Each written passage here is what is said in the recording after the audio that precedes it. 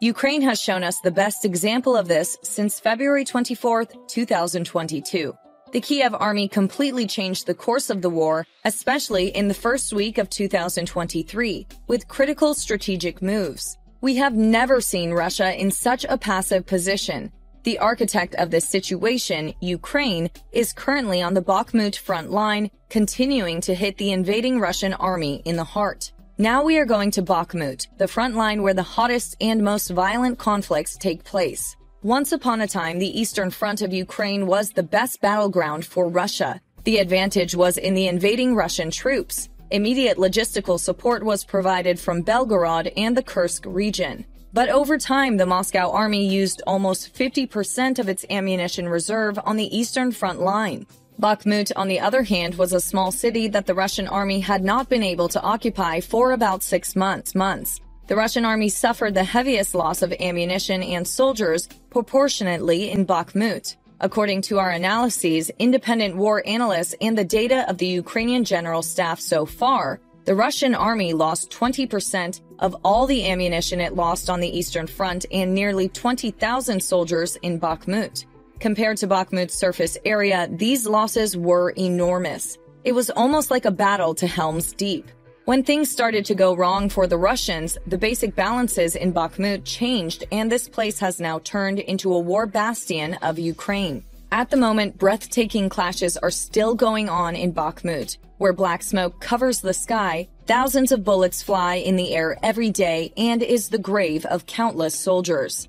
In this battlefield where the soldiers of the Ukrainian army have mastered, the Russian trenches have begun to be pushed out of the city. The recent attacks by Ukraine in this city turned the 41-kilometer battlefield into hell for the Russians. In Bakhmut, where 20,000 soldiers could fight at the same time, and a new one could join the battlefield instead of each dead soldier, the conditions began to get worse for the soldiers. The dates were showing January 8, 2023. Russia was preparing to attack in a wooded area of Bakhmut to try one last move before the day was out. The sun had already set, and nearly everyone on the battlefield was gathering energy for the next day's fighting.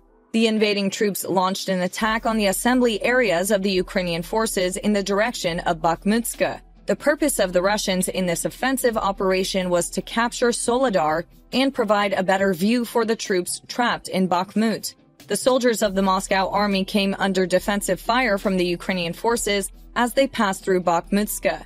But the Russians, who managed to shift most of the troops from here to the hills in the city of Soledar, narrowly escaped a great danger. Having a chance to breathe in Soledar, the Russian troops began to force the Ukrainian defense lines after they were well deployed in this region. But the solid shield formed by the Kiev army could not be broken. In addition, Russian troops sought support from their troops in Yakovlivka to break through the defenses of Ukraine. But the Ukrainian forces launched a sudden offensive operation against the invaders in Yakovlivka and liberated the villages in this area. As soon as Yakovlivka fell to the Ukrainians, the Russians had only one chance: massively attacking the defense line of the Kiev army between Soledar and Bakhmutska. The Russian troops were faced with a barrage of fire from Yakovlivka. Especially the Ukrainian forces in Yakovlivka were able to target Russian troops forming fortifications in Soledar from behind. The Russian soldiers were forced to flee towards Bakhmutska due to pressures of the Ukrainian forces. It was reported that Wagner Mercenary Corps was among this group that fled. The soldiers of the Wagner group, hiding in a school in Bakhmutska, were advancing towards the border line of the city in order to be able to participate in the battles of Bakhmut after waiting there for a while. In fact, all the fighting in this area was a rehearsal for a better position and advantage on the Bakhmut front line. Ukrainian and Russian troops were also advancing from the surrounding areas of Bakhmut into the depths of the city. Yesterday, however, the gates of hell were reopened for both sides of the war. In other words, a movement started again in Bakhmut. The Ukrainian army, with 120,000 soldiers, inflicted record losses on Russia in this city. Russia, which has been trying to occupy the city for about 6 months, is putting 70,000 soldiers on the field in Bakhmut alone. However, we cannot say that the number of soldiers is very important for the conflict on the front. As we mentioned, the front can only accommodate 20,000 soldiers. Although this situation seems to be at the disadvantage of Ukraine, there is a great show of strength of Ukraine here. The stage takes 20,000 soldiers and Ukraine always won at that stage. The redundancy of 120,000 soldiers in numbers may pose a question mark in your mind. However, when Bakhmut is completely liberated, 120,000 Ukrainian soldiers will take action to liberate the entire east. This is a strategy and intelligence war. Despite all this, Russia, as we mentioned, counterattacked again yesterday and launched an attack on the Ukrainian forces with its troops from Bakhmutska. But the invading troops were waiting for a surprise right in the Bakhmut border area. Yes, Russian soldiers advancing from Bakhmutska into the heart of the war were attacking the Ukrainian forces here. But a critical detail that was forgotten brought disaster to the Moscow army.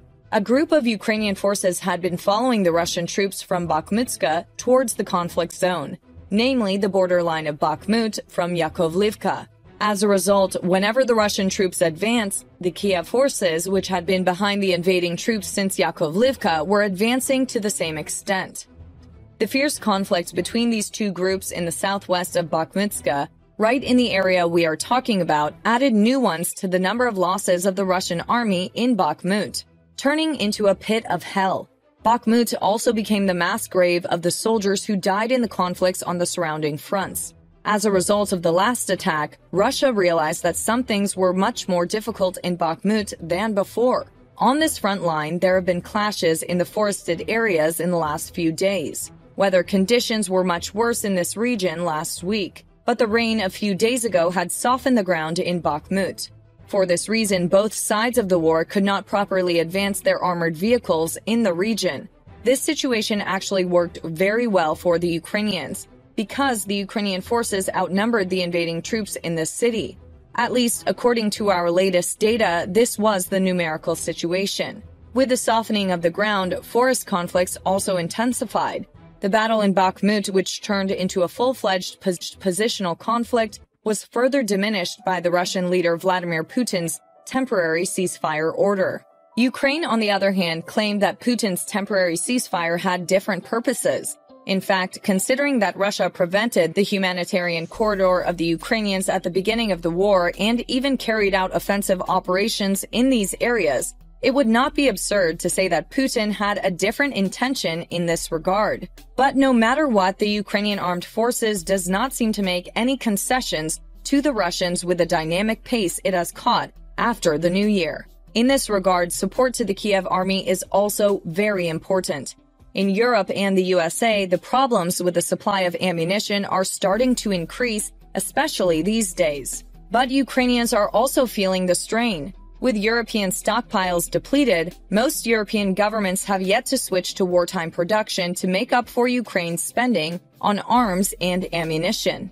Even the United States is beginning to feel it should prioritize.